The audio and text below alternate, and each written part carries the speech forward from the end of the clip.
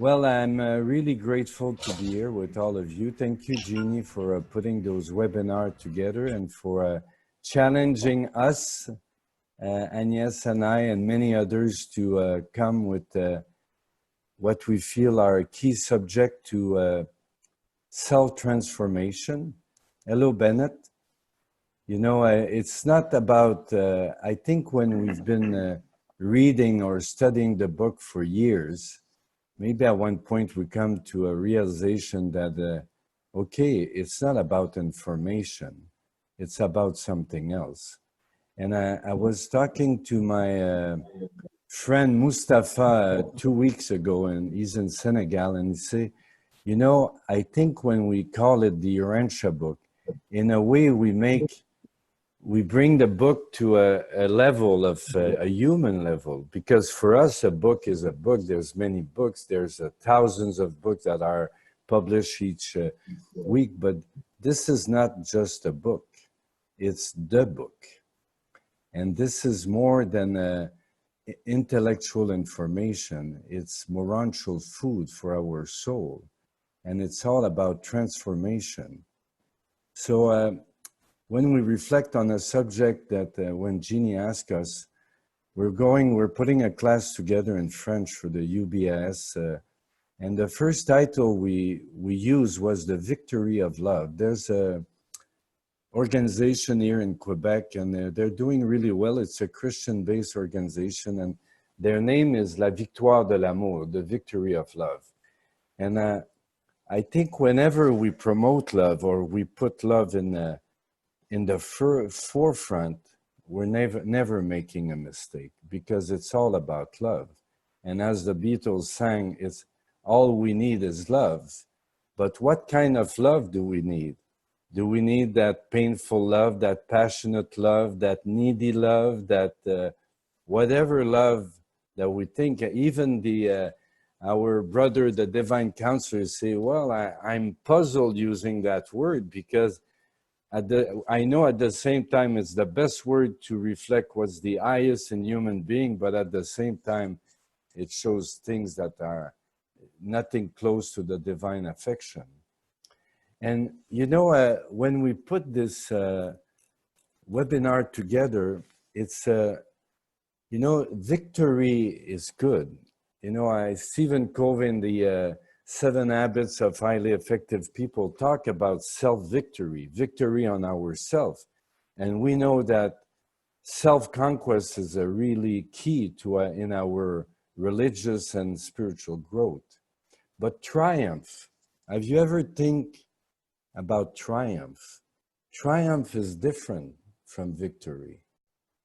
Triumph is a very powerful word symbol. And I think if each of us here come a step closer to that triumph within us, well, we will have achieved something together. And you know, we are experiential being. It's all about experience. So today, and for some of you who have been in webinar that Agnès and I have facilitated, we like to do it in workshop. Someone came in Agnès' house one day in Belgium and say, wow, that's the workshop environment. Like each time someone walks in the house, it's like a workshop almost. So they talk about their issue, their problem, their, you know, the thing they're facing. So today we'll talk about the triumph of love. Not just talk about it, but hopefully achieve a step further, each of us individually. And obviously we know that when we gain something individual, especially if we do it in a group, then it's the gain of all. Urantia book is pretty clear about that. When one gains something, everybody else will gain something. So don't be afraid of sharing. None of us are perfect. We're all perfectible. You know, we're all challenged with love, either with our mate, our children, our parents. And really, let's see if we come to that level of triumph. And so we'll do a short moment of silence. Agnès, if you can bring us out with a prayer. and then we'll start. Thank you for being here. And really, both Agnès and I are really appreciative that we were able to put that together. And, you know, freely we have received and freely we should give. And when we give back, the effort we made to give back and to clarify our thoughts, especially our thoughts on love, what we gain is amazing. Many people, I know Bennett is doing a lot of work on UUI, and many of us are doing some work in the movement. And some people think sometimes we're crazy, we're doing too much, but they don't understand that we gain something. We're not doing it for that, but in our effort to give back, there's a lot of clarity that comes from within, and the Urantia book talks about auto-revelation. So let's do a moment of silence. And I want to thank you all, the one that prayed for my father. He's 98. I was with him till 2 o'clock this morning, and he had a huge hernia, and they were able to put it back in at 98. And my father has like a new life for a couple of years. Hopefully he's gonna get closer to God before he leaves this plane. All right.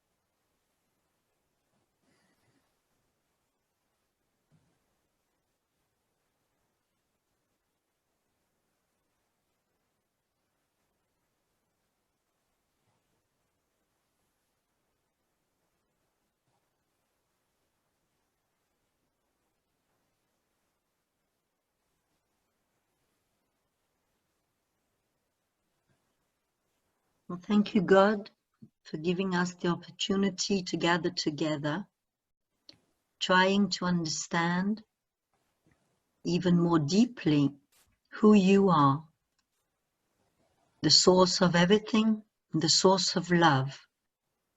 How can we talk about love without talking about you, without investigating your nature? Because who am I looking for when I'm looking for you? I'm looking for beauty. I'm looking for truth. I'm looking for goodness. I'm looking for mercy. I'm looking for infinite. I'm looking for perfection. You are all this, and each time that my human heart, my soul, is seeking for these things, it is for you that my heart is seeking. And I think that all of us here have this deep will of being an expression of all this, united thanks to the personality we have in service. So may each of us here be blessed by God's love tonight. Amen. Amen. Not this afternoon, tonight. Amen. Or this afternoon for others, or this morning, I don't know what to say. I think there's a little bit of everything. So we're going to cover the whole day and the night. It's perfect. Well, that's the everlasting now. Do you touch something really good? Because love is manifest in the everlasting now. We're going to come to that. I want to thank Agnès, Sarah, Gretchen, Gaëtan, Lynn, Tintin, Eric, Rob, Jerry, everybody, Lynn, everybody that I've participated in that webinar without them knowing it. We had quite a study group last week. We were finishing paper 196, and my brother Gaetan came up with quite a few great intuition that were really helpful in putting this webinar together. So what we're gonna do is we're gonna do an overview, and as you know, after that you're gonna be involved. So I'm gonna present to you a few notes just to put ourselves in a, you're in the first Moranch of the world right now, so you're a little bit out of time and space, and we're gonna give you a lesson from Menshana number 1. Are you ready for that? Can we present ourselves all together to know who's all there? Oh, that's a good idea. Tintin, very good. How can we spread the love and have thoughts of love throughout that webinar without knowing one another? So why don't you start first? Well, my real name is Francine. My nickname is Tintin. I'm from Canada, and I live in Mexico for 6 months, escaping all the big, bad weather. I am a devoted servant of God through service I do here with the poor Mexican people. And all through my days, I'm a reader of the Urantia book for now 15 years. And I am an active part member of a group study. I'm very pleased to be here today. Thank you. Thank you, Francine. Okay, who's next? Oh, we have Raoul from formerly from Haiti who's there. Okay, let's go in the corner. Norman and your wife. Go ahead, Norman. Hi, I'm Norman, and this is Diana. That's Diana. She cannot introduce herself. Okay. Go ahead, Diana. We are living in New Zealand now. We've been here for 30 years, originally from Southern California. That's where we started reading the Urantia book many years ago, over 30 years ago. And when we discovered the book, Norman and I read it twice, right through. It took us 2 years. And we've just recently come back to it, actually. And we just belong to a small group here. And we're going to start up a group of our own very soon in Gisborne, New Zealand. Wow, thank you. Thank you. It's good to have people from all over the world. Okay, who else? I'm Hara. I live in England, and I discovered the book when I was living in Spain, in Tenerife, which was in the English library there, put there by Marion Hughes from Hawaii, which was very lucky for me. I've written some visual study aids, and I'm now working in the internet school. Thank you. Yes, she's a new facilitator. Thank you, Ara. Okay, who else? Gretchen? Yes. Hello, I'm Gretchen. I live in Lyons, Kansas, and I was actually introduced to the Urantia book by this gentleman sitting right there, Guy Perron. So I've been studying for about 10 years now and working humbly, hopefully humbly and diligently to put into practice everything I've learned. And I'm grateful for this lesson on divine love, because what I've come to understand is that it's so immense that it's going to take us eternity to really understand that fatherly love. So, and love out to you all. Wow, that's a good start. Okay, Sylvia, Jeannie, Lynn. My name is Jeannie Vasquez. I live in Uruguay. I am the education chair of Urantia Association International, and I read the book from 20 years ago, and it has changed my life, especially when I found within myself the God that is depicted in the Urantia book. And that was a really transforming experience. I am happy to be here with all of you and to learn with Guy and Agnès about God's love. It's all I need. Thank you very much. Well, you touch upon something really important. It changed your life. Okay, Sylvia, and then Jerry and Rob. Yeah, hi, my name is Sylvia Calalpa. I'm from Mexico. I am living here for 20 years in Chicago, Illinois. It's in a suburb, Aurora.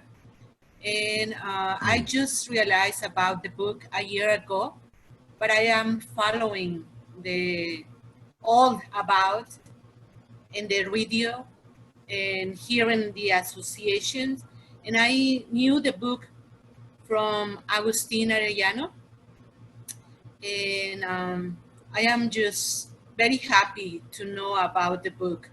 I am learning. I took a course with Flor. It was about Adán y Eva from the Urantia book. And I am just in love with all the information. I feel free because I grow with in a Catholic church, but I didn't know a lot. So I am just surprised with everything. I'm so happy to be with you guys. Thank you. Thank you, Sylvia. Not only you're gonna love the information, but you're gonna love everybody. That's good. Jerry and Rob, please. Hi guys, I'm Rob. We are watching the sunrise here in Hawaii, and we are blessed to be living and loving in service. And it's a wonderful day. I'm Jerry. I've been a Urantia reader for some 50 years, so I have grown up with the book, and grateful, so grateful for the lessons I continue to learn. And it is really true. It's all about love. Pum, pa, pa, pa, pum. Thank you. Lynn. Wow, Bonjour. look at that victory on her air dough. Hello, I'm Lynn Saint-Pierre from Quebec, and I am a daughter of God. I have been studying the book for close to 20 years, and it changed my life before. When I found God, I said, I need to know who is God. And I started paper 1, the Universal Father, and that was it. I fell in love.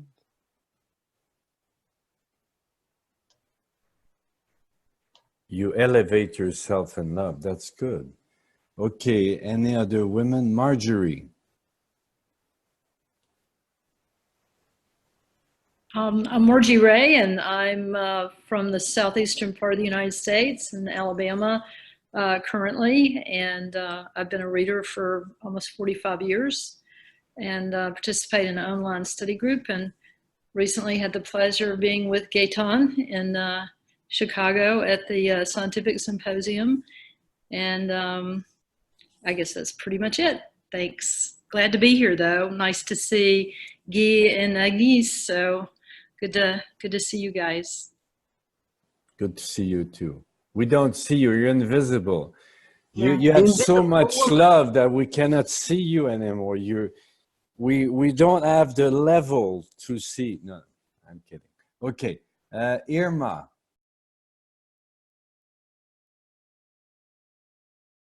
I am Irma. I live in Cancun. Okay. She told me that she cannot speak because she's at work. Ah, okay. Oh. She wrote taking time off. Yes, she said, I'm Irma. I live in Cancun.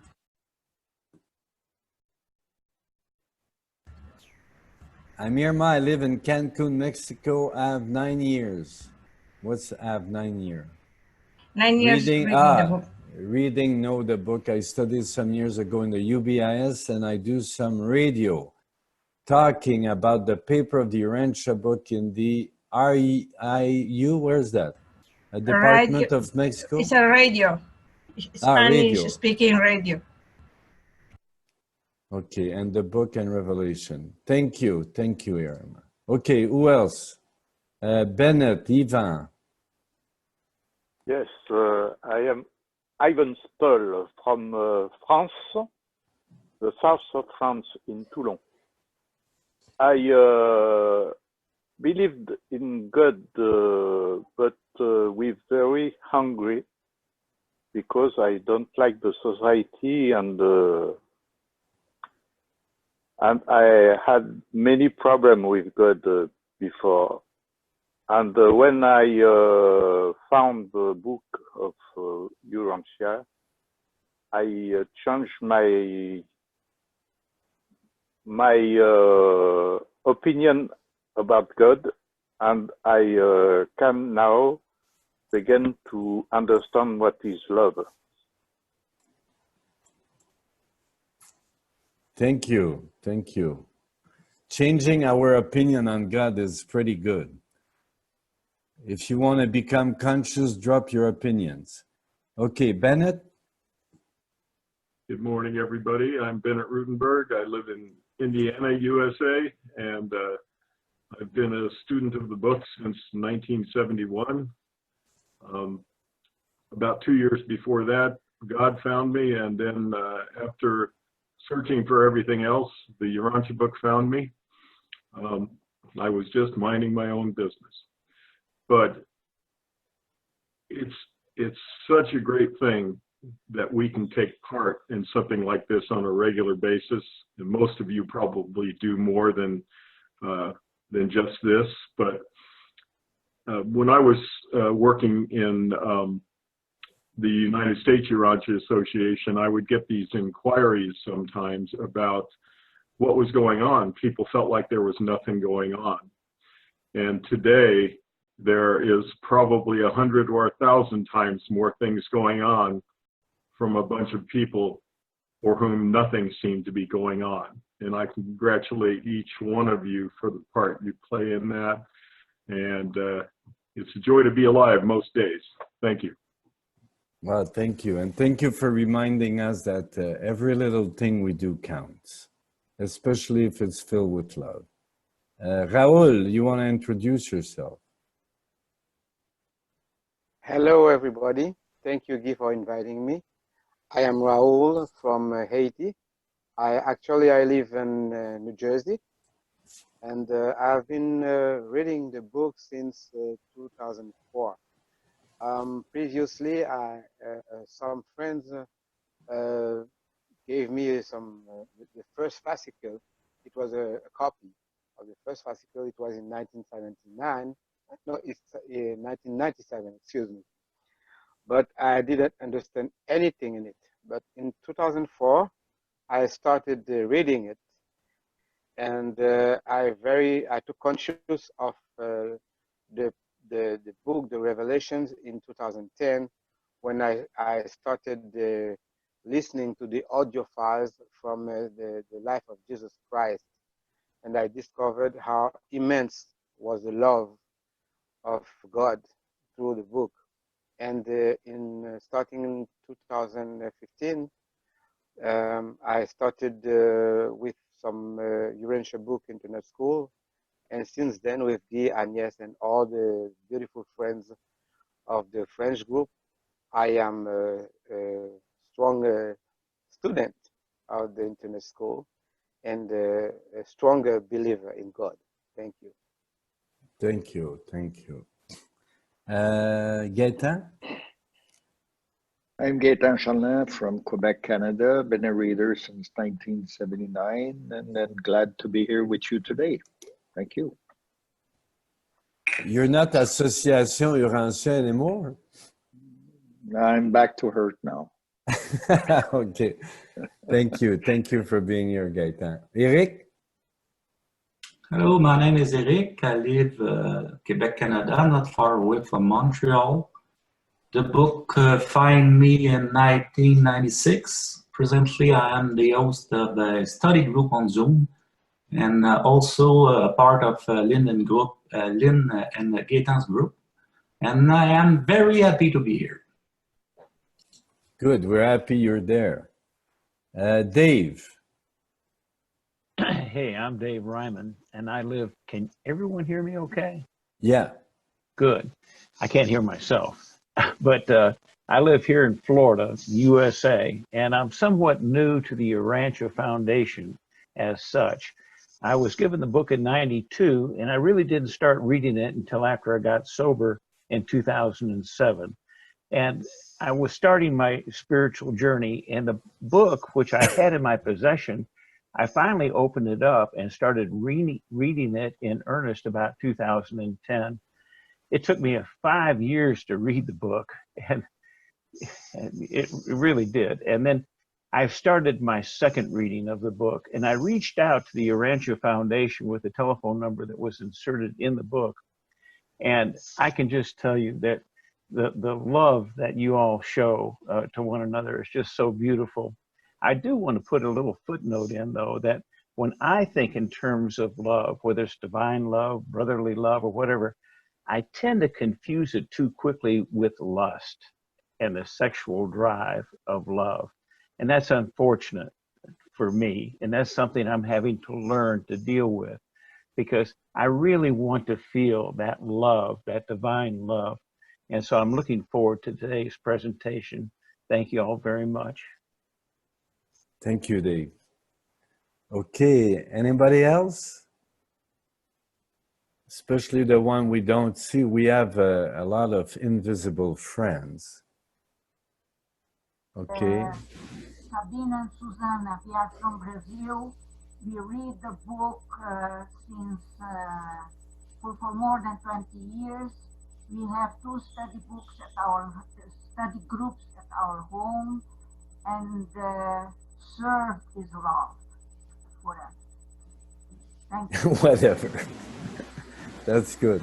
Thank you, Susanna. Ah, Susanna, I've heard about you quite a lot through George.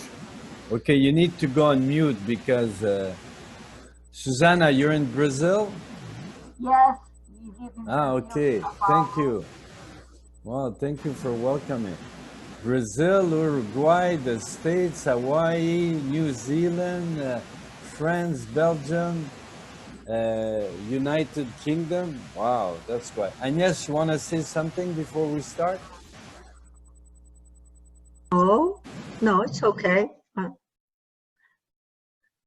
I don't think so. Ah. We're going to So I'm start. Okay, We have to start here. Ah. Let's go. Love is never in a rush. No, but when it's time, when on God's schedule, and we are on God's schedule now, so it's time. Okay, thank Yeah. you. Yes, you're welcome. I'm happy to have Agnès to bring me back to reality. Okay, I'm gonna show you something here. Hold on. So we're gonna look at a few notes, and then we're gonna come back on that, okay? Maybe Agnès, you can help me. So we start with the triumph, and you know, thanks to Google and all these search engine, you want to read the difference between triumph and victory, Agnès? Triumph of love. Triumph is a powerful word symbol. The difference between victory and triumph is that victory is an instance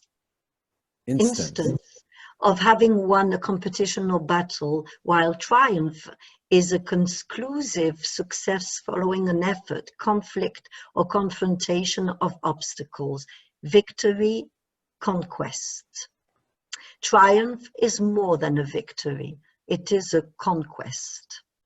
And we've learned that we need to conquer. Self-mastery is the conquest of ourselves. So a conclusive, successful success following an effort, conflict, or confrontation of obstacle. We're going to see a few obstacles to higher love. Okay, you want to read the next one? So love is another powerful word symbol, but what kind of love are we talking about? So we have God is love. All true love comes from God. In the paper, paper 117, all true love is from God, and man receives the divine affection as he himself bestows this love upon his fellows. So we're going to come back to, thank you, and we're going to come back to that because many people talk about unconditional love. But see, there's a condition. In order to feel that love and to experience it, you need to give it to others. So this is one condition. You want to go ahead? But I think there's even another condition before this. If we are not attached to the source of love, if we didn't plug in, how can we give it out? So there is a previous condition to that. Very true. We need to connect. Yeah, but I like to plug in. It's You plug in. Okay. Yes, it's like a light. I'm going to show you this one over here. There, a light. This is me without God and me with God. Wow. Okay. Well, hope we can all plug in. Okay, So, do you want to read the qualities of higher the love? qualities of higher love. All true love is from God, and man receives the divine affection as he himself. You put that already. Love is dynamic. It can never be captured. It is alive, free, thrilling, and always moving. Man can never take the love of the Father and imprison it within his heart. The Father's love can become real to mortal man only by passing through that man's personality as he in turn bestows this love upon his fellows. Well, Gaëtan will give us a hint that he gave us on the study group on Monday about capturing that love. It was really good. Okay. St. Paul talked about love. Well, St. Paul on love, what it is and what it is not. Love is patient and kind. Love is not jealous or, boastful. It is not arrogant or rude. Love does not insist on its own way. It is not irritable or resentful. It does not rejoice at wrong, but rejoices in the right. Love bears all things, believes all things, hopes all things, endures all things. Mm-hmm. The mystery, God's gifts, his bestowal of reality are not divorcements from himself. He does not alienate creation from himself, but he has set up tensions in the creation circling paradise. God first loves man and confers upon him the potential of immortality, eternal reality. And as man loves God, so does man become eternal in actuality. And here is mystery. The more closely man approaches God through love, the greater the reality, actuality of that man. The more man withdraws from God, the more nearly he approaches non-reality, cessation of existence. When man consecrates his will to do the doing of the Father's will, when man gives God all that he has, then does God make that man more than he is? That's a very powerful quote. If we don't love God, we're not even real. We're going to come back to that. Okay, want to read the next one? St. Paul on love, if I have no love, I am nothing. If I speak in the tongues of men and of the angels, but have not love, I am a noisy gong or a clang, what's that? Cymbal. Clanging cymbal. Okay, and if I have prophetic powers and understand all mysteries and all knowledge, and if I have all faith so as to remove mountains, but have not love, I am nothing. If I give away all that I have, and I deliver my body to be burnt, but have not love, I gain nothing. How can we connect to the source? We're going to talk to that about that a little bit later. Want to mention the tree? So, worshipful meditation, effective prayer, and loving service. The three then pillars of growth. Oh, the Urantia book talk about the work being important, the self is not. So what is the work? And many people say, oh, it's not clear. But if you look throughout the book, there are many things that we address that we need to let go of in order to feel that love and manifest it. So here's just a list. There's many, many more, but that's all from the book. You want to read them? And we can probably add as many others. Yes, I don't think we're going to read them all because I think that we do know what is an obstacle to God's love. But here are a few: selfishness, ego-centeredness, neediness, codependency, attachment, stubbornness, control, expectation, inner consideration, criticism, complaint, perfectionism, prejudice, narrowness of judgment, possessions, anxiety, worries, materialism, seeking material security, identification, exigency, what's that? It's the same in French and in English. Yeah, yes. Mechanical habits, routine, self-importance, low self-esteem. And many more. And so many more. As well as the mind poison. Yes, which are in the book: fear, anger, envy, jealousy, suspicion, intolerance, impatience. All obstacle to love. Yeah. The adjuster remains with you in all disaster and through every sickness, which does not wholly destroy the mentality, but how unkind knowingly to defile or otherwise deliberately to pollute the physical body, which must serve as the earthly tabernacle of this marvelous gift of God. All physical poisons greatly retard the efforts of the adjuster to exalt the material mind, while the mental poisons of fear, anger, envy, jealousy, suspicion, and intolerance likewise tremendously interfere with the spiritual progress of the evolving soul. Tremendously interfere. That's quite powerful. So there's all kind of addiction, drugs, alcohol, food, sex, many others. So, okay, and then we'll share a few practices that show the way to higher love. Our Oriental siblings are more aware of these practices, but they're pretty good for us to practice. You know, non-attachment, non-judgment. We're always judging everything very quickly. We're attached to everything, to our house, to our car, to our jewelry, to our opinions, to so many things. Non-resistant, Urantia book talk about that in paper 100, section 4, that the animal mind rebel against any kind of effort to expand his cosmic consciousness. So non-resistant, no expectation.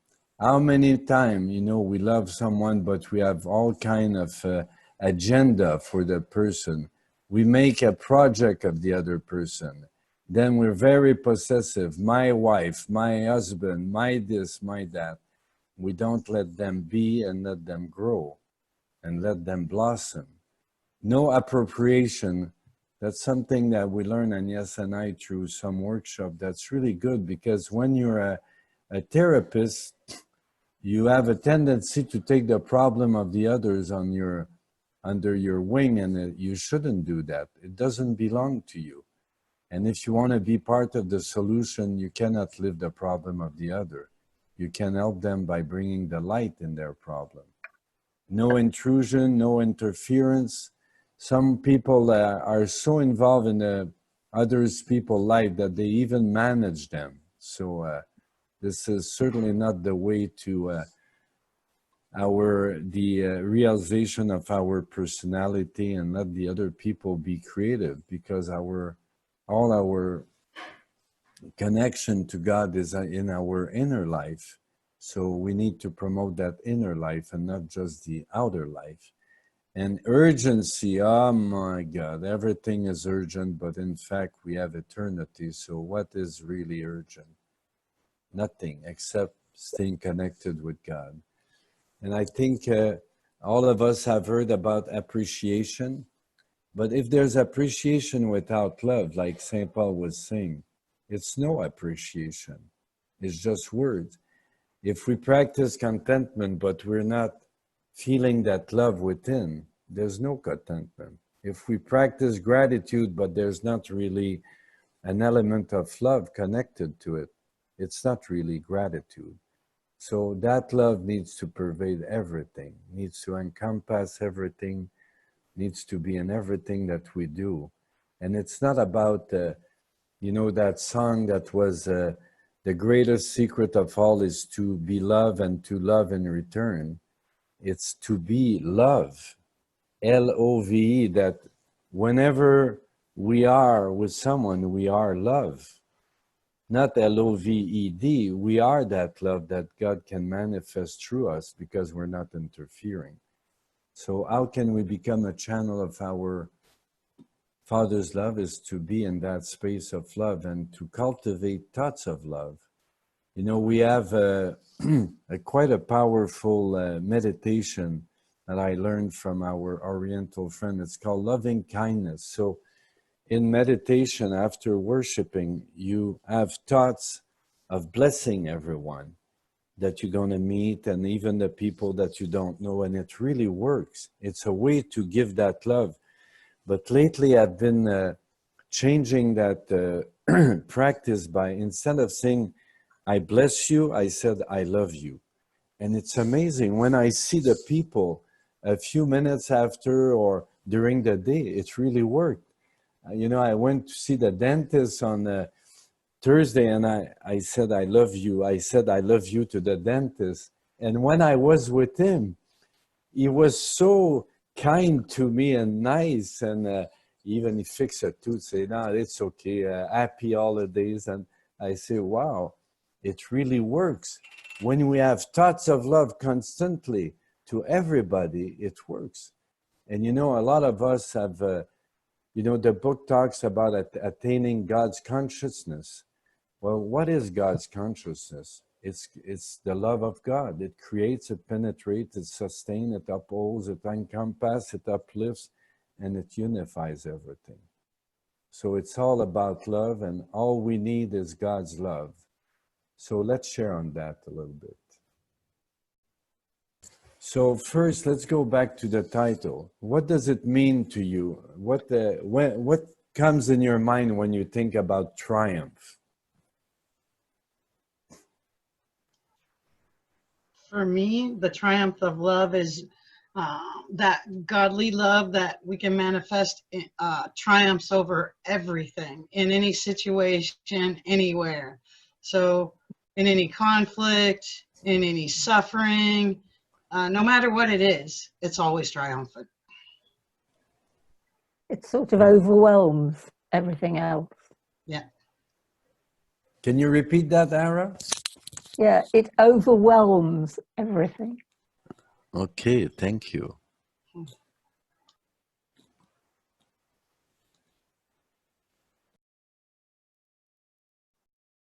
I would say it's the mastery over any difficulties or conflict. It's total mastery of oneself. Because most of the triumph we have to face, well, most of the difficulty we face in life are of ourselves. So we need to triumph over our own conflict, our own difficulty, our own attachment. So triumph is a complete mastery of something. It's not just a victory of any one of those items, but triumph is about everything. Mastery of everything, for me anyway. Well, thank you. It's not about a victory, a passing victory. It's really a conquest. Thank you. Anybody else? I Yes, think it Patty. To me, a triumph of love is remembering when someone is yelling at you, when you're being ridiculed, to remember what is the most loving way to respond to that, to see the other as a child of God who is simply making a mental error. Look beyond the ridicule and look beyond the verbal attack and see that individual as in pain. Loving means remembering to address the other individual mentally as another child of God in that challenging situation.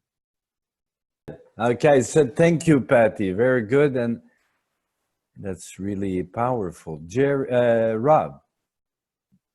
I just wanted to add that if love triumphs, then all relationships within the situation are benefited by God's love.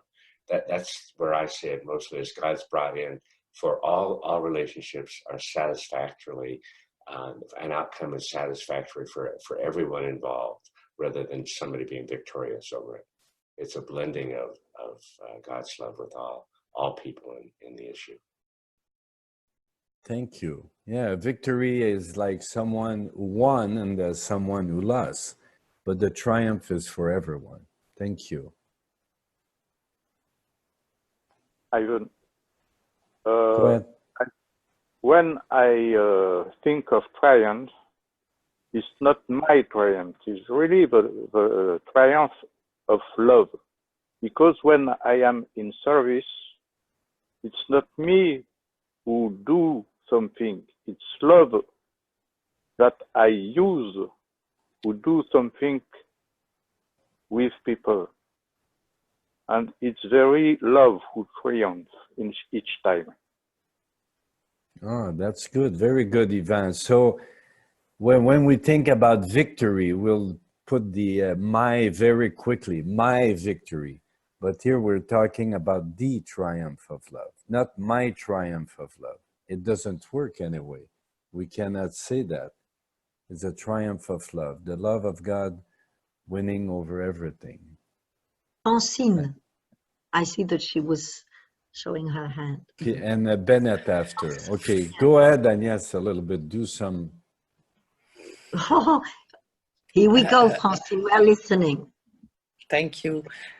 When I think of the triumph of love, I guess I go back to the central source. God is love. So for me, the triumph of love is expressed through the triumph of God. God created me in order to diffuse his love. And when I pray God, I always tell him, use me, really use me, and use me to diffuse your love. And I guess when I do that in the name of God, then I think it's God's triumph. It's his own, it's not mine. Very good. Thank you. Thank you. God has created us to diffuse his love, to bestow his love. I'm just in the material. Yes. I'm sorry, the connection is not very good. But like Agnès, I think that I need every day to connect, to plug in with the source of his love. Otherwise, I won't be able to give it if I don't. Otherwise, I would be in waiting of others to give it to me. I find out that I don't find love through others. The love, the real love, comes only from God. And that's how I connect, plug in, and diffuse it as he will, as he pleases. Thank you. Thank you. Bennett, you were the following one. Thank you. You know, God loves us because we are his children, just like we love our children because they are our children. There's a lot of things that are not verbal about that. It's what we know, not what we think. And as we develop our relationship with God, we grow to love God because we get to know God. We grow to love people because we get to know them. And so the book says love is born of a thoroughgoing understanding. And fill in the blank beyond that understanding. But it's that knowledge and that realization of motivation and intention that really gives us the field in which to use the love that we have, because love by itself is nothing. You can't possess it. But it's, I think, well to think of it as a currency, the currency of the universe. We have money to get along in the world, in the physical world, as well as skills and other things. But that's the currency. In the universe, love is the currency. Thank you, Bennett. And we cannot possess it. Hey, okay, go ahead, Norman. Okay, well, God is always triumphant, and God is always love. And it's just a matter of us becoming more tuned into it and more aware of it. It's always there. And there's no defeat for God. God is just triumph personified, really. And so in our lives, I see it as just a matter of becoming more aware of that everlasting, ever-existing, continually flowing love of God. And I would just add to that that I think of it most successfully when I connect with my breath and I realize that with each breath, I am breathing in love. And with each breath, I am giving out love. And when I can do that and be in that moment of knowing, of breathing in love, then it's just, yeah, everything just flows. Wow, thank you. And I don't know if we say that in English, but in French, we say rebondir sur what has been said. It means to bounce on what somebody has just said. That's a French expression. I don't know if we translate it like that, but it doesn't matter. But I would like to come back to what you just said. And I would like to ask you, because in the book they do say that love, the word love, is far from being what God's love is, and it doesn't at all. And it's even nearly frustrating, and even more for the one who wrote that part. I don't know. I think it's the conseiller divin. The divine counselor, yeah. I'm going to ask you, how do you feel the difference when it is God's love manifesting through you, and when it's one of, you think it is God, and it is maybe not God? So have you experiences that you could share that God was there, that it was God manifesting his love? Well, whenever I breathe in love, love as I breathe in and love as I breathe out. And as I do this little exercise, sometimes it lasts for an hour, sometimes even more. And I can just feel myself being filled. And somehow it just like vibrates in my chest and my heart is so full. I just start thinking about everyone that I love and everyone that I know, and even those that I don't love. And then I begin to love them. It just, yeah, you can see it in your life whenever you speak with anybody. Or I had a really troubling experience about 2 days ago when someone that we know wrote me an email, very long, saying how awful I was. And I just felt that, and my mouth became really dry, and I just flowed from love in my heart back to that person. And I just felt all of the anguish that I was originally feeling just melt away. Mm-hmm. And my sense of knowing that I'm okay, no matter what that person may think. And that I responded with love to that person. Just, yeah, it, you might say it healed the wound. It heals the wounds. Mm-hmm. Yeah. Well, Patty touched upon that earlier. Thank you. Yes, Thank you thank for you. sharing. Well, talking about this love overcoming everything, how about the obstacle that we bring in the picture constantly?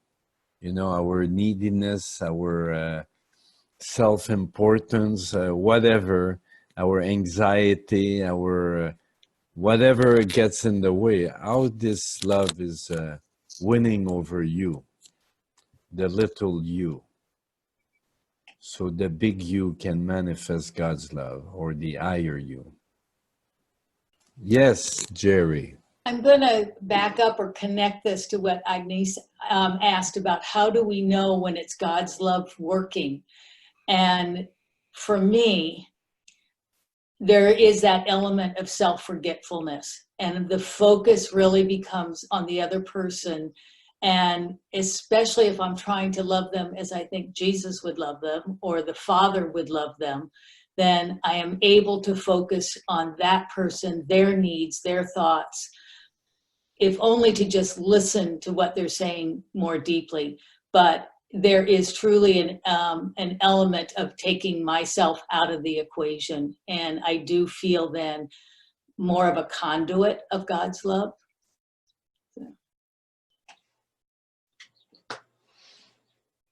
Thank you. Very good. Is there anybody else who would like to share an experience of how they feel that it's God's love effusing through themselves? Yes, Eric. Well, simply put, if I want to know in a specific situation with an action towards somebody that am I about to do, I just ask me the question, what is your motive? And I've got my answer right there. Thank you. Thank you. To answer your question, Agnès, I feel that I know that God's love is manifesting within me when I'm giving it out to someone.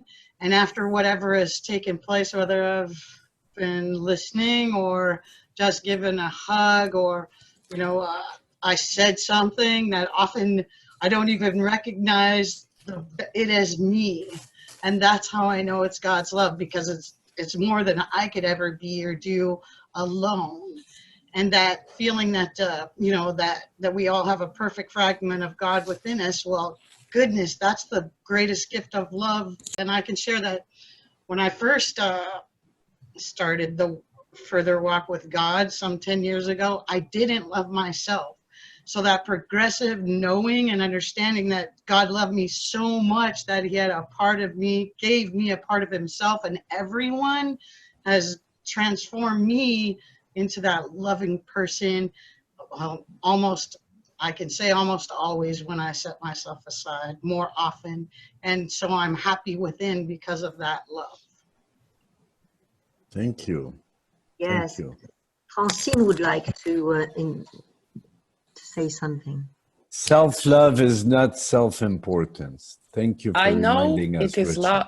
God's love when, for me, people who did wrong to me and people that are or were or was bad to me, when I cannot humanly love them, and when I ask God to help me to love them, that's when I know it's God's love. Because humanly, I cannot do it. But with the help of God, divinely, so for me, then I know it's God's love. When I cannot do it, and I want to, but I can't, and then I ask God, and it happens, I'm so impressed. I cannot describe it, but you know what I'm talking about. That's when I know it's God's love. Thank you, Tanta. I think Jeannie want to talk. Fruits of the Spirit are God's love. We cannot manifest the fruits of the Spirit if we do not love God and if we do not love our brothers and sisters. And that is a real manifestation of love. And another thing I want to share says the Urantia book, love, it is the desire to do good to others. So love is more than a feeling, more than an emotion.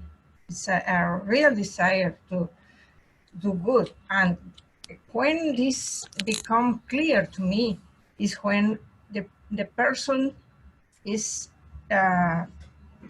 having a behavior, a bad behavior, having this, I don't know the English word, I'm sorry, when someone is being ugly. Sorry for my lack of vocabulary, but if you have the desire to do good to someone who is doing bad things, that is love for me. Thank you. Thank you. So answer to bad things by good things, by love. Go ahead, Raul. Thank you.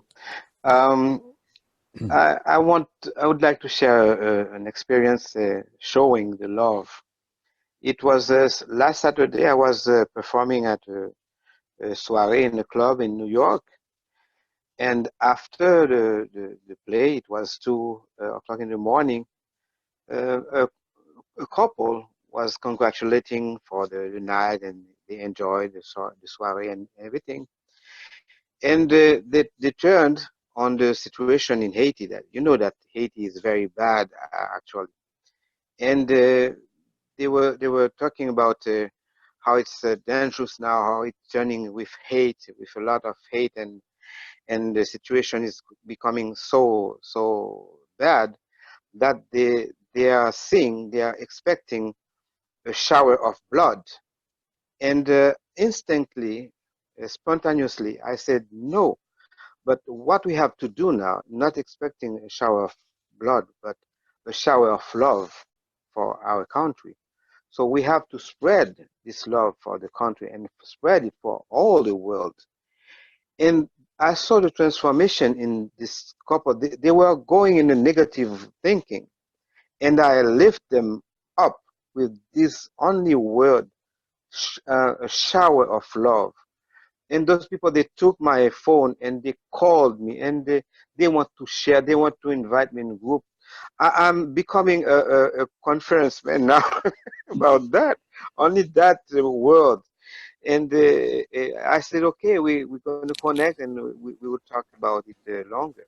And the second experience is that, you know, my wife is a chef, so she cooks, and she always says, if you cook, you don't put love in what you are cooking, the people is not going to love your food. And that's why she has a logo in her cuisine, is that my cuisine is made with heart and soul.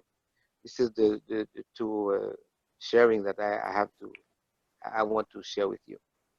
Thank you, Raul. Thank you. Yes, thank you.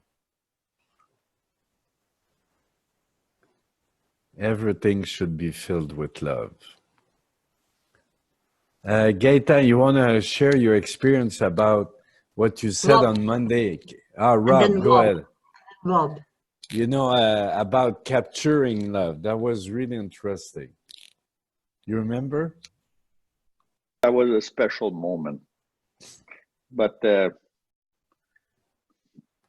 in service, sometimes when I want to forget myself, to be totally dedicated to doing good to the other person, afterwards I want to capture the moment to see what I don't know. It's very hard to express, but one thing came out from many experiences that when I'm able to help someone with total forgetfulness of who I am, with totally forgetting my part in it and just let love go through, afterward, there's always some joy coming from it, inner joy. And I think that inner joy is coming from the spirit that manifests its approval, is some kind of approval. If love is going to transform the one that's manifesting that love, it's like love is the water that flows through the river, and remove everything from that river that's not good. You know, it's like in the spring when you see water flowing through the river, it remove all the sediment, you know, everything that's obstruing the water flowing. And I think love is the same thing in oneself. When we manifest it without undue attention to oneself, it clears up all the debris that prevent that love from flowing. It heals the one. I think that when you're trying to help someone is because you've seen the other, what needs to be cleaned in yourself most of the time. The other acts as a reflector, a mirror. We see in the others what we have within ourselves, or else we would not recognize it in others. And when we want to help that person, when that true desire to help that other person is not obstructed by self-importance, really the love of God flows through. Mm-hmm. And I've noticed that every time I want to help someone, I always pray God to help me find the best way of helping that other person. And sometimes it's not always clear how this will happen. And sometimes it does happen. Sometimes it's just a word that we say to that person. And that's all is required of us. It's just to let go. It's always difficult to find out, is that attention that we give to someone else, is that totally selfless? Is it totally love, God flowing through us? So sometimes there's always a little part of it that we're attached to. Like that book that was written about the art of love. It's very hard to have true love without a little part of us that has some interest in what we're doing. Even when we want to help someone, that desire to help another person, there's a self-interest in it of helping that other person. What is that self-interest? Is it the self-interest of God to help that person? Even this morning when I read about Jesus curing those 600 and more than 600 people, he really felt that sympathy, and he felt some empathy toward these people that were sick, but sick because of the wrongdoing of Caligacia. And just because he wanted to help these person, then that energy flow went through, and all those celestial beings start curing all those people. So there's always a part of God when we desire to do good to the other. And there's always joy afterward, some joy in the manifestation of that love. And isn't joy a fruit of the Spirit? Thank you. You know, Agnès shared with me something about a fireman, and it was really interesting because he had that, not opinion, but that idea about himself that he was a savior. And everything he was doing, it was as saving others. And maybe she can talk more about that. But I think when we're free from label, like for example, I'm helping someone, is that just I'm present there and something will happen. Even letting go of, you know, the fact that I'm helping, like you just said, Gaëtan, when you help someone, you're helping yourself too. So I'm not, it's just I'm the helper. He's helping me as well, or she's helping me. And, you know, the thing is, the Urantia books say love is the desire to do good to other. It's not the desire to do good to other, it's to do good to other. Just the desire is not enough. And we have, I'm sure a lot of us go into service and say, hopefully we serve, because we learned that from the Urantia book that we should serve, and it's good to serve and it's good for everyone. But when we are in a service, it's not, it's to actually do good to others. And doing good to others is a lot simpler than what we think. You know, we come with all kind of agenda and, you know, we need to save someone or help that one and all that. And just helping them to awake to God's love within them is the greatest help we can give them. And it's really the fact that we're in a state of loving kindness that will generate that. If not, you know, there's an element of, there's, like you said, Gaetan, self-interest, an agenda. Or I really enjoyed that class I had with one day with some other therapists, and they say, don't make other people your project, because then you have a project, you have an agenda, and God doesn't have an agenda. God just love. So if doing good is just to be present and to be that love that God wants to manifest, and it really works everywhere. It's a great vibration to cultivate and to emanate everywhere. And it looks complicated, as you said, Gaetan, stuff to put in word, but really, we are complicated. It's not that complicated. You just need to get out of the way. That's the complicated part. And maybe I can say something to that, what you just said about the desire to do good to others. I found out that when you do good to others, in that doing, there's inherent in that doing that desire of love. Yeah. It's love that has the desire to cure. The desire is within love. And when you do that good, that desire is within that action. It's all within. I understand what you're saying. If someone is saying there, oh, I would desire to help that person, it doesn't do anything. It doesn't do anything. But by doing it, within that doing, there is that desire of love to cure what is needed to be cured. That's how I see it. That's really good. It's not love is my desire to do good. Love is desire to do good. You get the my out of the way. Yes. Maurice raised his hand. Maurice. Sorry. Maurice? And Norman's wife, because I don't know her name, it's not written. Diana. And I don't. Diana, okay. So Maurice, Diana, and Rob wanted to talk a bit before Gaetan. So Okay. here we go. I think. Hi, Maurice. How you hi, doing, Maurice. You were not there at the beginning, so we want to say hi to you first. How you doing? Yeah. Hi. Right along with what you were saying when you spoke of God as you just give. You don't give because he expects something back from you or me or anyone else.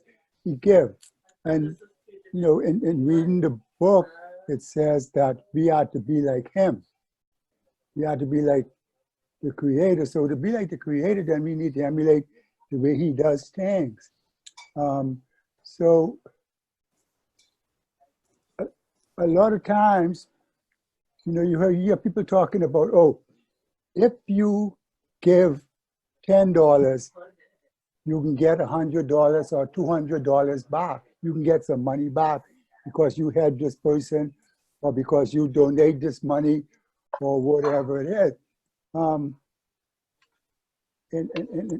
I realize, and we all realize, and that's not the way the Creator do it, that we don't give to get something back. We give to give. Because if I give to get something back, then when I don't see something out there looking like I could get it back, I'm not going to give nothing to no one. So why do we do it? We don't do it for no reason. We do it because there's a need, and we do something toward that need. But what do I expect in return? Nothing. Nothing. Now that's the hard part, because we always want to do with the expectation that I can get something back. I don't want nothing back, but it's hard to really, really get to that point. Yes. Yeah. You know, I could just do it without wanting anything back. So anyway, thank you. Thank you. Thank you, Maurice. That's very good. You know, Gaetan said that many times people give money and they want to receive for their income tax. I say, well, is it a gift or they want to receive? Thank you. Yeah, go ahead, Agnès. Yes, I would like to come back to something that Maurice said, and I was thinking while you were talking, Maurice, in the book, they say respect of the child for his parents arises not in the knowledge of the obligation implied in parental procreation, but naturally grows as a result of the caring, training, and affection which are lovingly displayed in assisting the child to win the battle of life. The true parent is engaged in a continuous service ministry, which the wise child comes to recognize and appreciate. And I think that with God, it's exactly the same. He is our parent, and we recognize him if we are open to that precious gift that is life, and that he gave us, and that he gave everything to satisfy every part of me through my parents or whatever, but everything. He is always present, and he is caring for us, and he is with all his affection, and he is there from the beginning and will always be there. And I think that the more we get in touch with that, the more we can understand, and the book gives us many details, the more we get to know. Personally, I take the first paper where they talk about the nature of God. And as I was saying in my prayer before, the more I have the information concerning the nature of God, the more there was worship in one of the ways of connecting, worship on this, and praying and reflecting on the nature of God. The more I'm getting to do that, the more experiences come to me where I put it in practice. And I don't put it in practice because I want to put it in practice, because the angels, whatever, they send the situations for me to integrate that in my total self. And serving comes naturally. Just like for God, it is natural to serve us. He gave us life, and he is there to satisfy our life.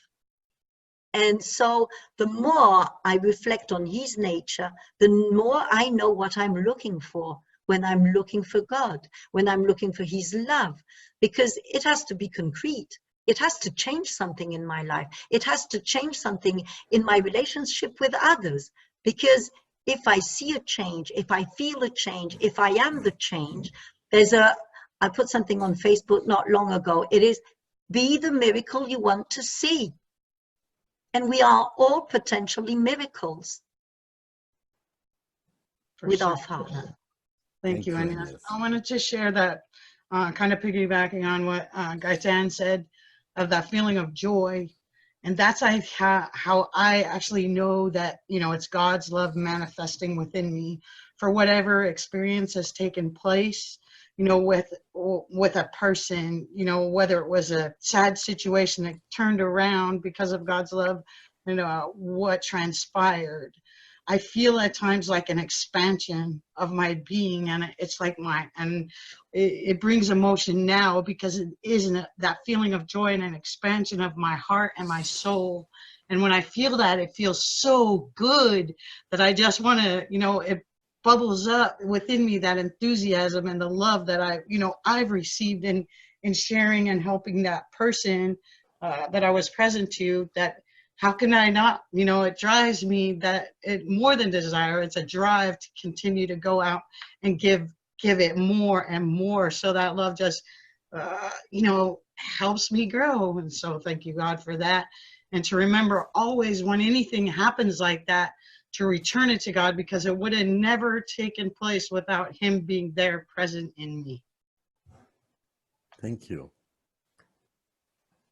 So we had Diana and then Rob, and then Irma, maybe. Diana. I'm not sure exactly what I want to say, but something to the effect that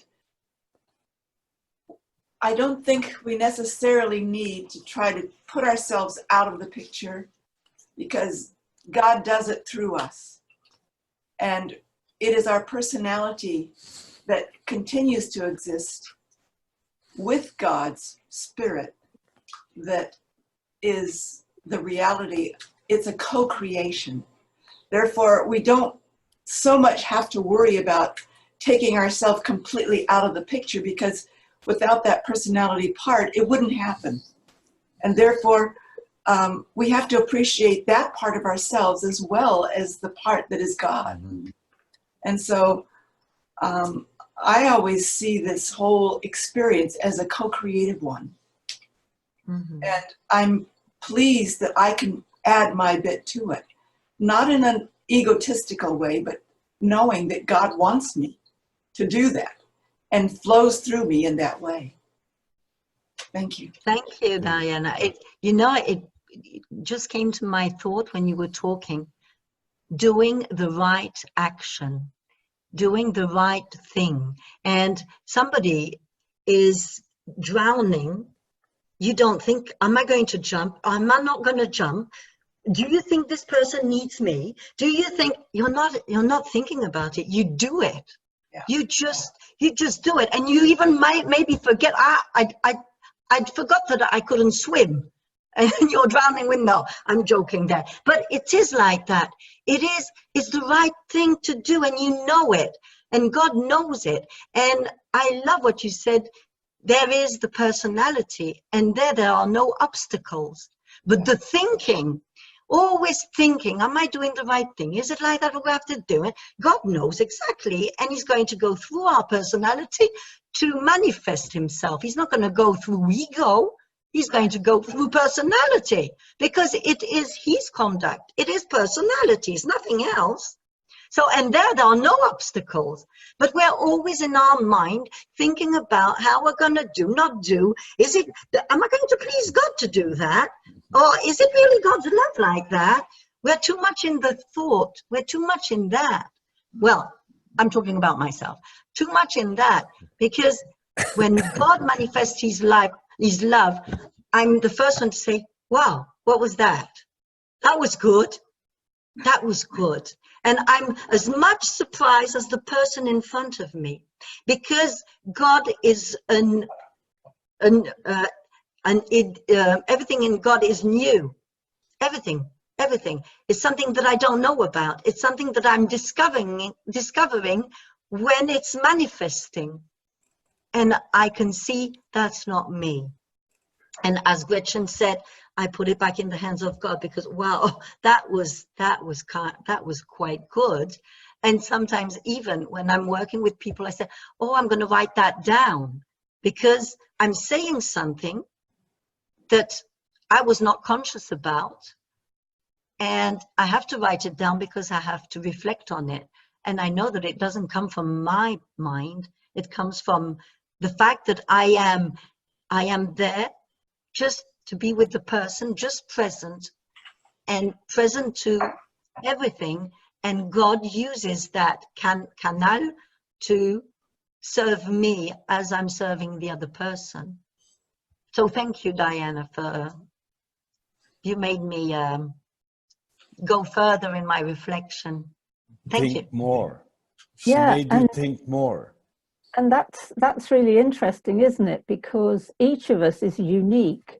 We each have a unique personality, and therefore the way God expresses his love through us is going to be different for each of us.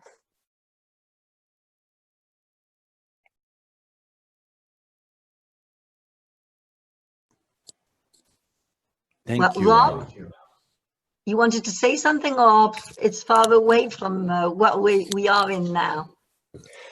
The Revelation teaches that as God's presence, God's love becomes more part of our lives, that we want to share it with folks. Spirit grows through sharing loving relationships.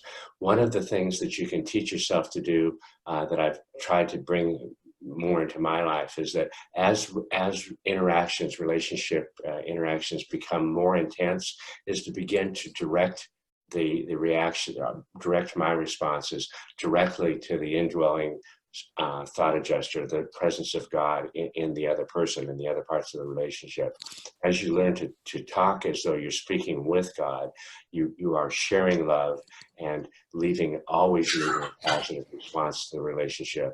However it goes, both positive and negative responses can be benefited by directing the interaction from your God to their God. That's a beautiful idea. Thank you, Rob.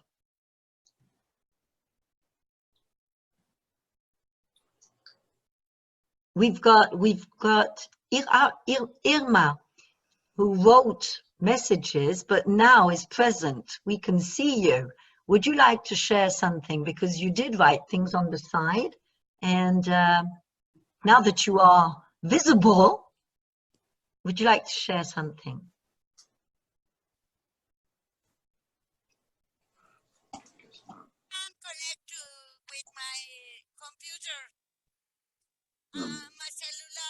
Which one is she?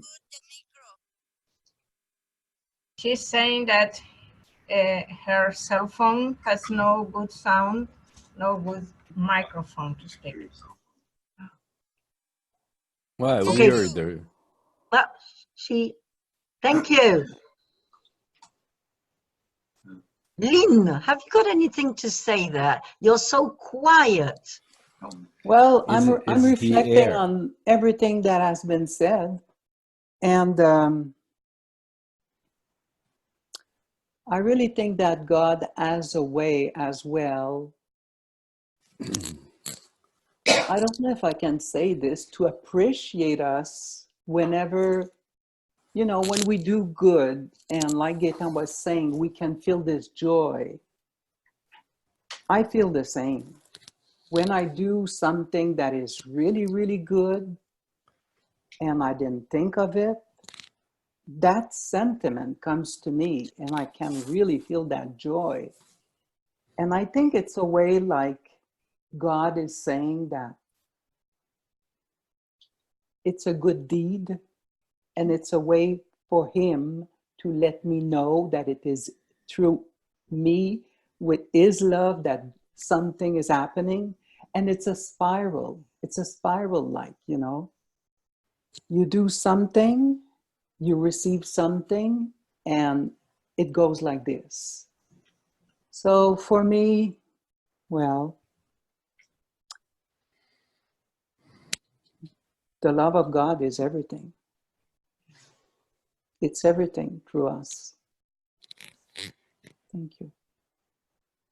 Thank you. Well, let's go. Patty wanted to say something before, yes.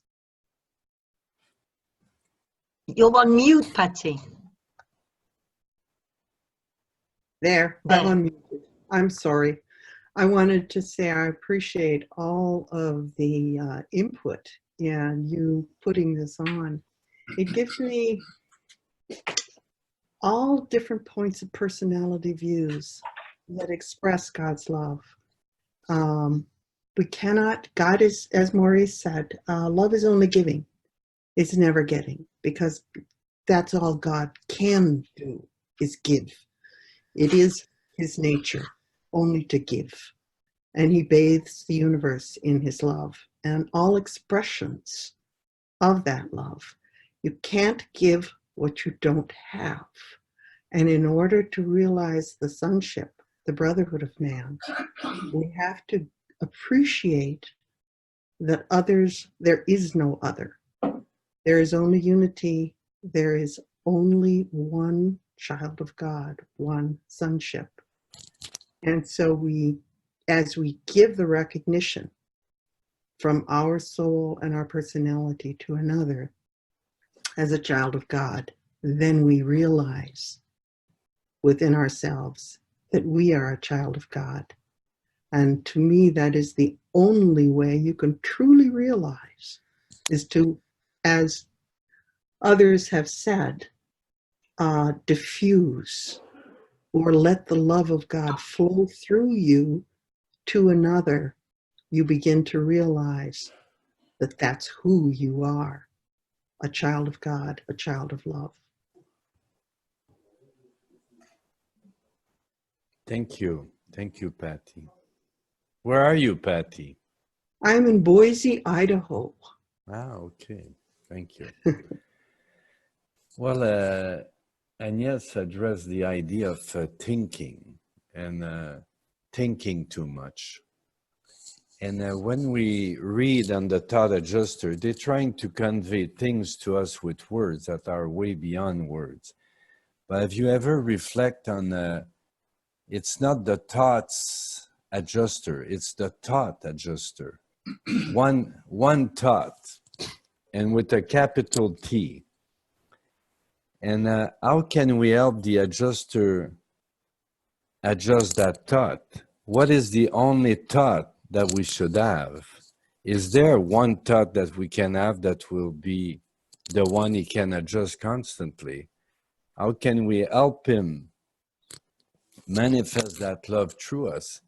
And as you said, Maurice, we need to emulate God. We need to do like God is doing. So I reflect on that thought, and in other teaching, this is a little bit clarified, and it's not really the thought, but the thinking. What is my thinking?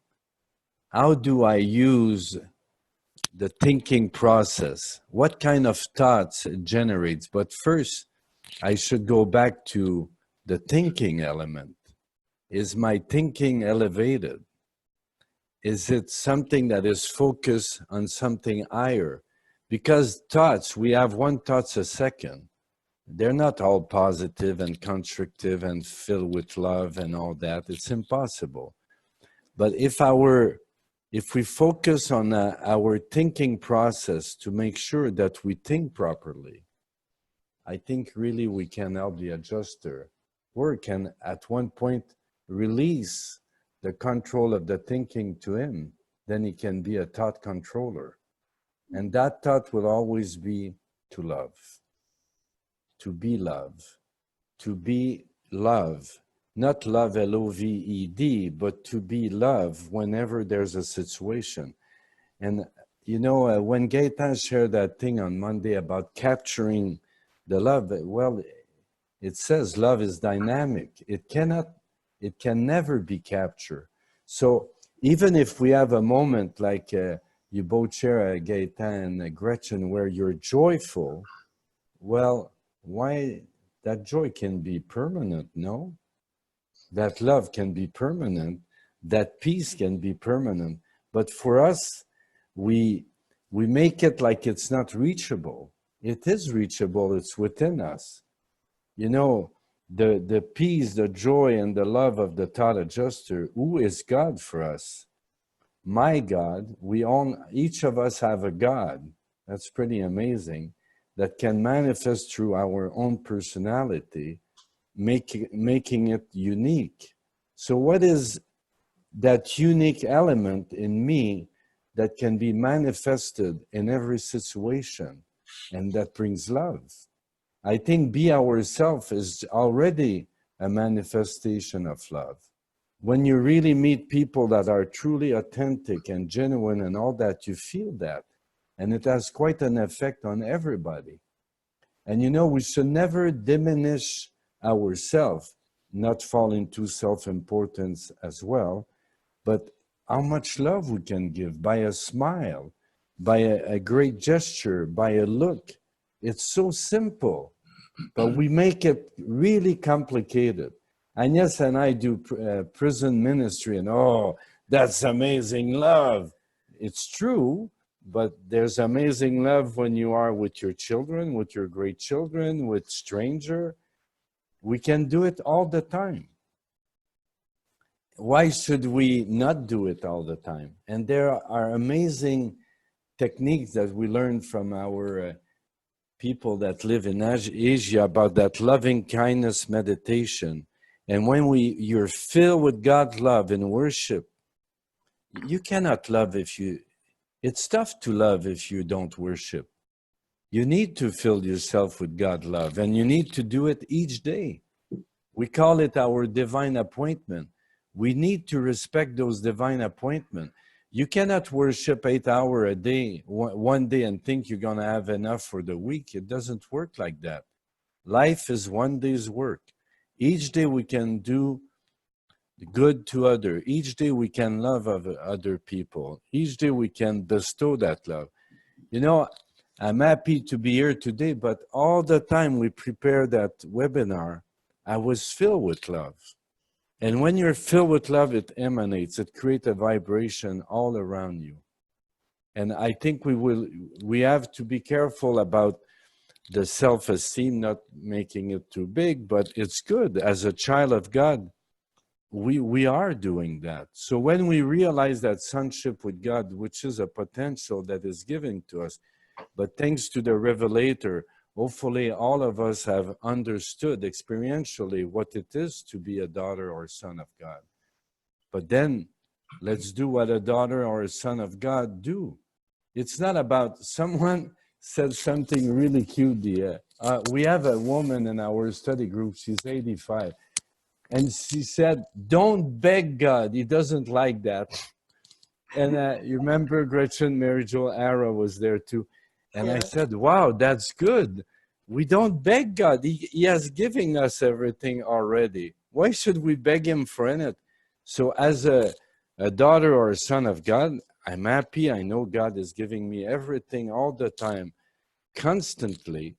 Then I just manifest his love to others. I'm a good son or a good daughter, and I do, like Agnès said, I do good. I do the right thing every situation I'm involved. And if we haven't done it, well, we're not perfect. We're perfectible. That's why one of the obstacles is perfectionism. You know, people that want everything to be perfect right away. It doesn't work like that. It's a process. And boy, should we enjoy the process. You know, living on this planet is a gift. You know, in the title, The Triumph of Love, comes from the Lucifer Rebellion paper, by the way. You can check it. And he said, whatever you think, you know, it's going to be limited because you don't understand that ultimately everything works for the greater good, and that's a triumph of love. And we are told that many times. So, you know, whatever, you know, victory of ourself is the greatest triumph of love. And if all of us come to that point, wow, what a lot of good we can do. You know, in the rewards of isolation in paper 50, they say, you know, when we look at you in your world, we can think that, oh boy, what a tough life they have. And, you know, they describe a few things. But they say, when you just step back a little bit, we see that you are extremely fortunate to live on that world. That's amazing. Well, that's a triumph of love too. When we see how much good we can do to everyone around us all the time, because we live in such a confused planet, it's amazing. I think we will never experience that again. You know, so much confusion like there is on this planet.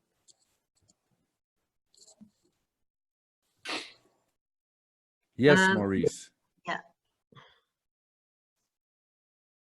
You know, listening to what you say, you know, just awesome, just mind blowing. And I was sitting here thinking, you know, there's a thing in the Tao teaching, they talk about doing something without doing it. And I think the greatest triumph of love is to love without loving. And what I mean by that is love without having a reason. You know, like when you someone meet a spouse or they meet a young lady that they're interested in, you know, then the person would go to them and say, well, why are you interested in me? Oh, because you're beautiful. Well, now, what happened when I get hit with a car or something happened to me, I'm not beautiful anymore? Are you still going to love me or something like that? And so when we think about love and the triumph of it, we think about loving as God loved. You know, we love the way God loved. We love without loving. We love without a reason.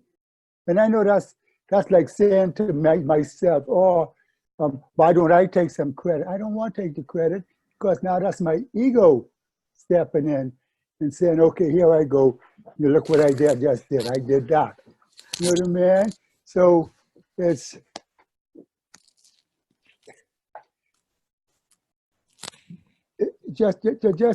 I try my best to do things like the Creator do it. It's so hard, but I try to do it because that's the way to do it.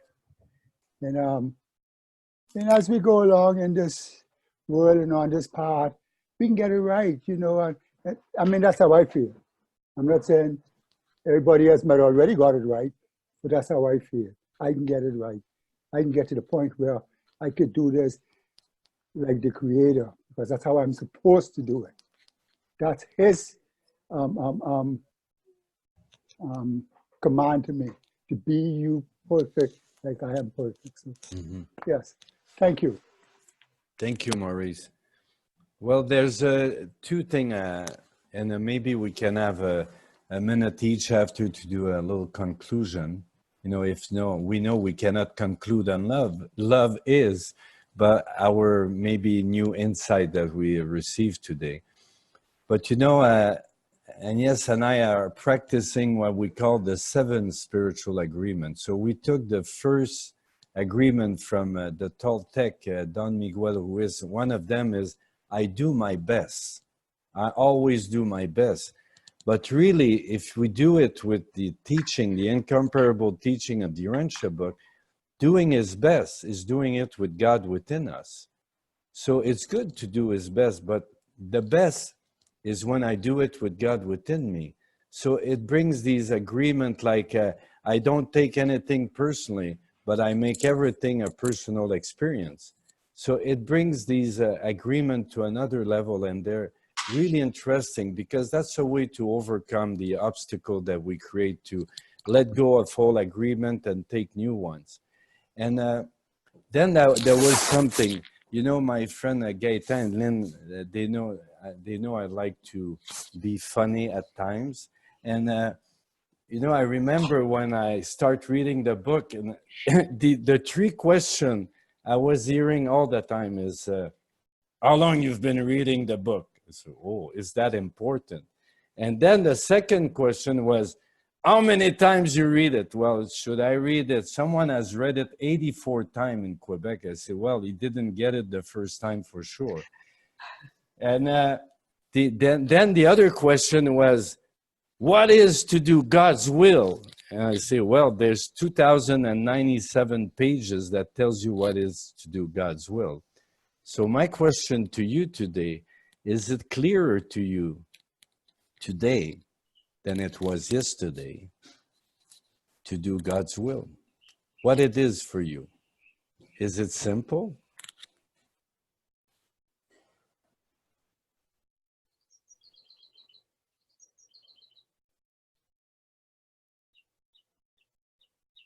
Yes, Lynn. For me, Guy, the question to do God's will, it became more simple. When you do something, or you know that you need to make a choice, and it's not what color of dress I will be choosing, but in a moral way, in a moral sense. To do God's will is when something that I will be doing or choosing to do, there is truth, beauty, and goodness in it. And when you know that what you are doing has those qualities in it, I know it's God's will. It might, for other people, be something complicated, and probably it's related to experiences that we have, but it could be simple, not complicated. This is my experience. Thank you, God. Thank you, Lynn. I always thought simplicity brings us closer to God, for sure. Okay, anybody else? Patty? I'm listening again to what everyone is saying, and what I want to do with my own self is to remember that God is eternal. He's in the now. The past does not exist. The future is not here yet. And so I must live in this instant with an awareness of his love within me, no matter what is being thrown at me.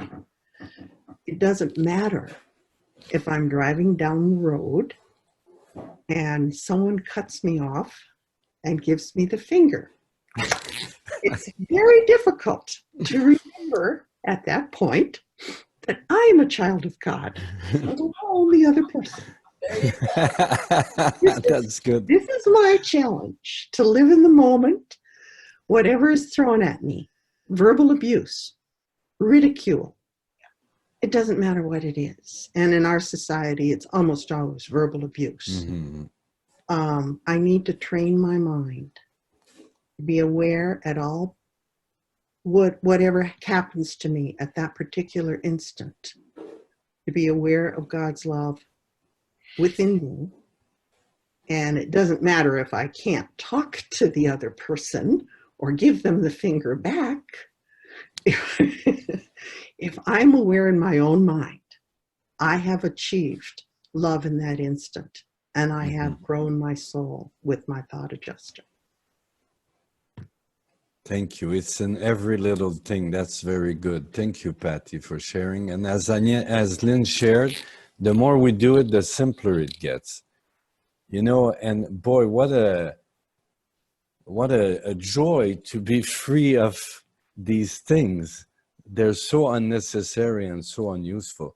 When you get the finger, you give the two finger back. So that's good. Eric, t'es plein de joie. You want to share something? Well, I'm not, how can I say, making the will of God, of what I understand, is unique to each person. So the will of God for Eric and the will of God for Francine may be not exactly the same. We are told that we should take humans where they are, and God takes us where we are. So sometimes in a specific situation, I do not always, I'm sure what God will is, but I'm always sure what God will is not. So that narrows the choice, and it makes it much more easier. Voilà. Thank you. Thank you. Vas-y, Agnès. Maurice wants to say something. Where are you, Maurice? Yes, right here. Where are you? Oh, I'm in Pennsylvania. Oh, okay. Yeah, and I was lucky enough to come across the information for this webinar on the computer, and I just want to say thanks. I appreciate the fact that I was able to attend. Beautiful, and look forward to joining you guys again. And thank you very much. We saw that you manifest love to your granddaughter, I think, that That's came my by grandson. you. Yeah, I got two Grandson. of them. They just left. Yeah, they just left. Ah, very nice. Yeah. Thank you, Thank Maurice. you. Thank you. Thank you Thank for you all joining very us. much. Thank you so much. Okay. Thank you, Maurice. All right. Okay, so anyone that want to share some insight before we go? Sharing is God's-like, divine. Jerry. Go ahead, Jerry. recently, I think yesterday, I read in the book where it was saying that many things are means to an end, but relationships are always the end result. And ultimately, it's our relationship with our thought adjuster and with our Father. But as we go through our day, as we pass through people in the grocery store or on the streets or wherever, it is that moment we have with everyone of seeing the value in them, seeing the Father in them, and then the amount of love we might be able to share at that moment. And I think earlier, and I think it was Gaetan who was saying, are we ever selfless in our relationships or in our love? Is it ever a selfless thing? And I think the difference is it's always hopeful. It's always hopeful that it can be the best it can be, and without any expectation of our fulfillment of our ego, but it's always hopeful that we're sharing God's love and we're getting better and better at it. Mm-hmm. Very good. It's Thank a you. process. Thank you for enjoying the process. Okay, who else? Helmut, do you want to say something?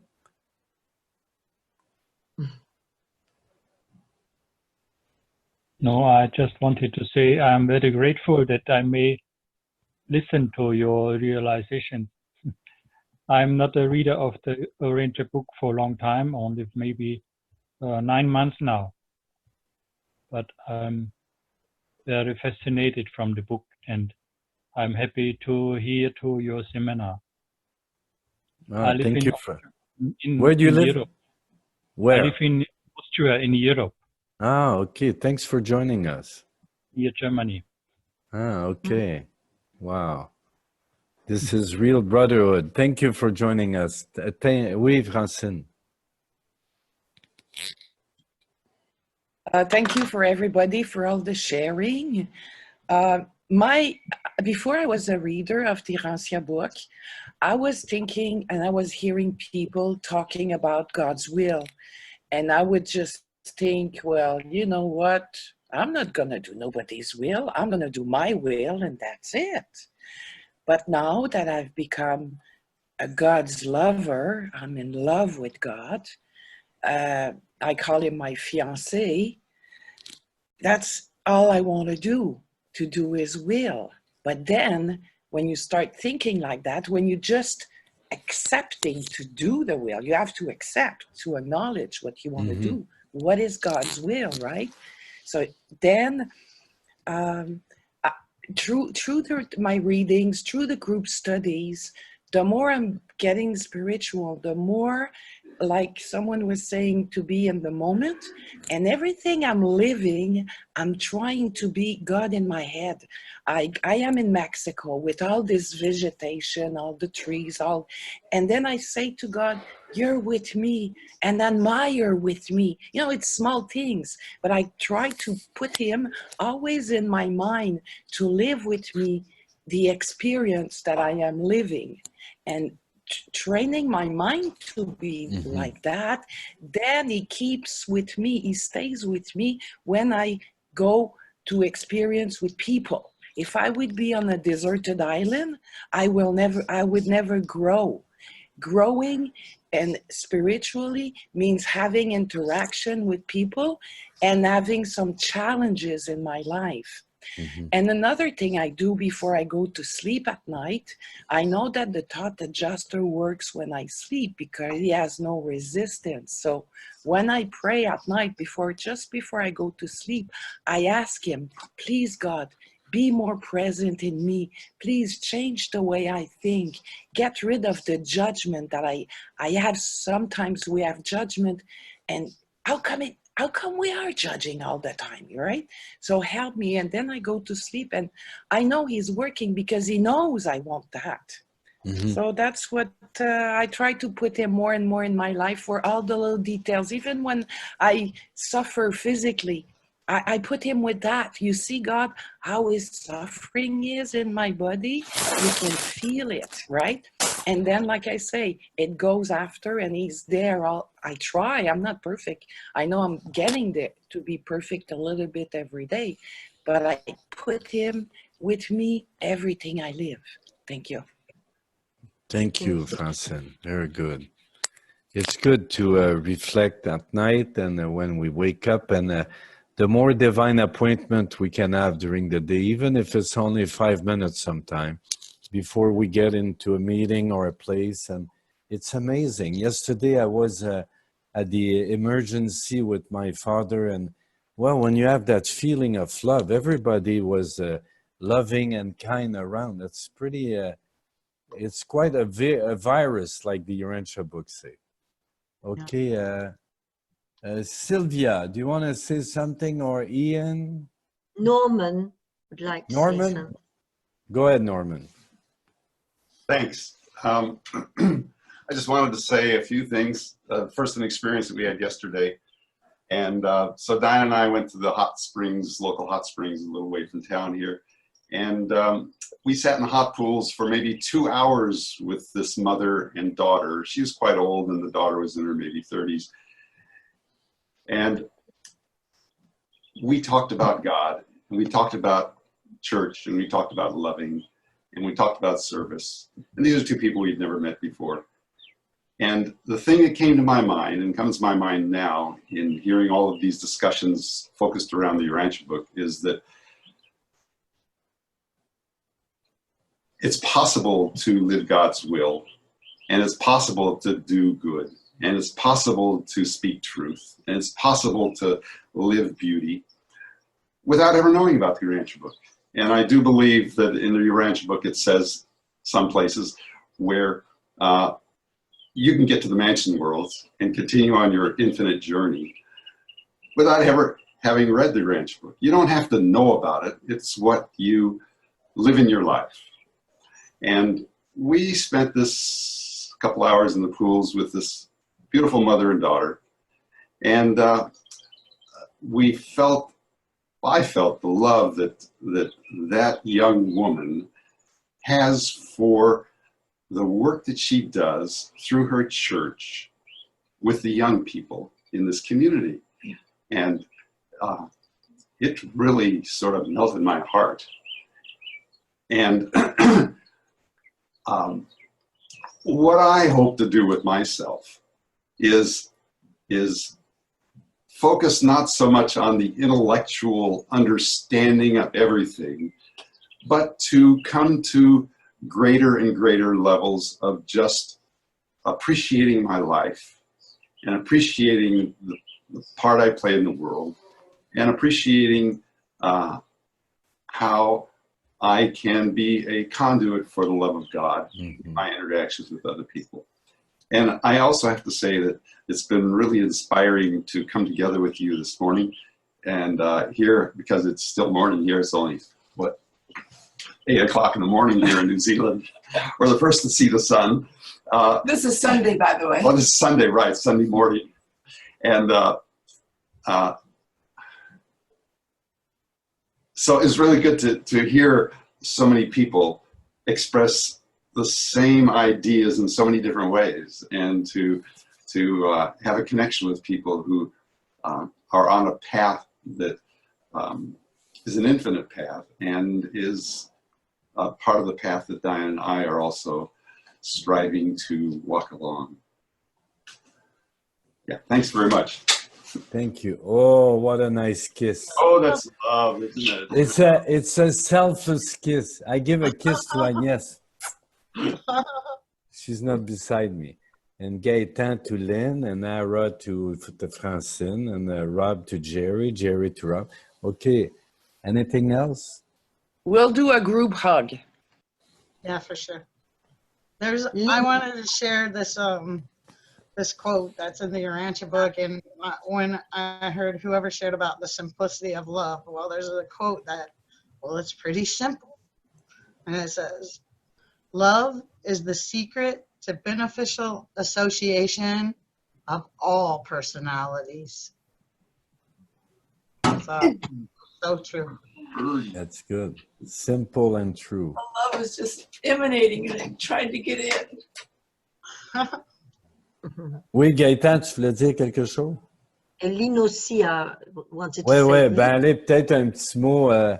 A last comment from everybody? Yes, yes. What I wanted to say to Norman is that, This lady's saying something. of course, we don't need to be a Urantia book reader to know God and feel His love.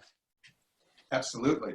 And in my morning meditation, I always pray that, of course, us as students of the revelation have received much more, much, much more than a lot of people here on earth.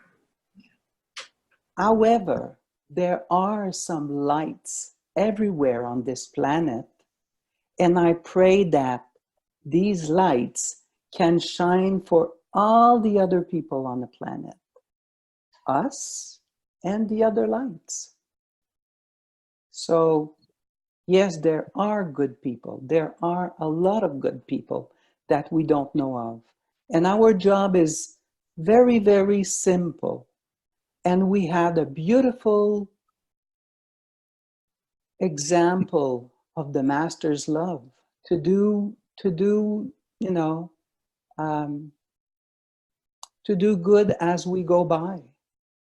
As you were doing, you know, yesterday in this warm pool.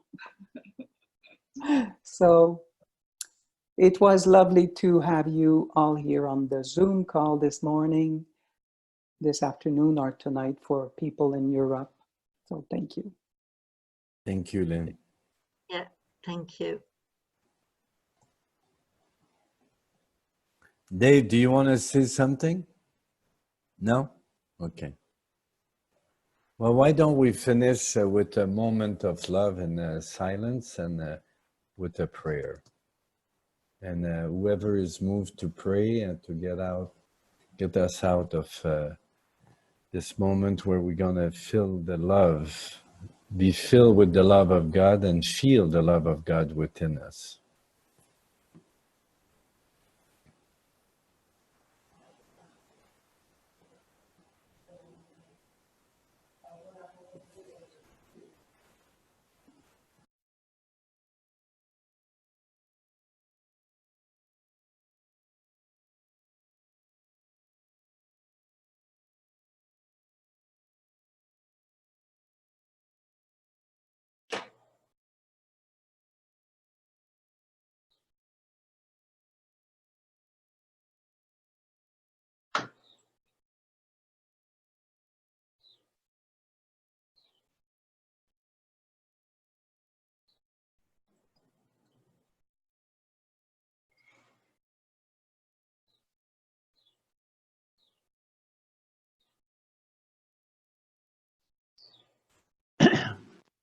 Dear Heavenly Father, I want to pause to give you thanks for the blessing of this gathering, for all these beautiful people that have shared their love this morning and this afternoon. I want to be mindful that I keep on asking you to relieve me of the bondage of self so that I do not have to continue to struggle with my own self-centeredness, my own judgmental way, but that I can understand and appreciate and live your will. In that, I want to continue to do your will at every opportunity I can. Again, thank you for the blessing of this day, for all these beautiful people, for the Urantia Foundation and Association, and everything that I have felt and learned today. Thank you so much. I am grateful. In Jesus' name I pray. Amen. Amen. Amen. Amen. Amen. Thank you, David. Thank you. Well, you know what to do. You need to spread the love. Yeah, share the God love. God is watching you. With all you know, you, my friend, you have a gift. You know God that lives within song? you. That song, oh, it's a Rastafarian guy, but it's called One Love, and Yeah. it's true because the one love is God's love. So it's awesome. I send my love. I send my love to all of you, and may God bless you all. Thank you for sharing. Adios from Mexico.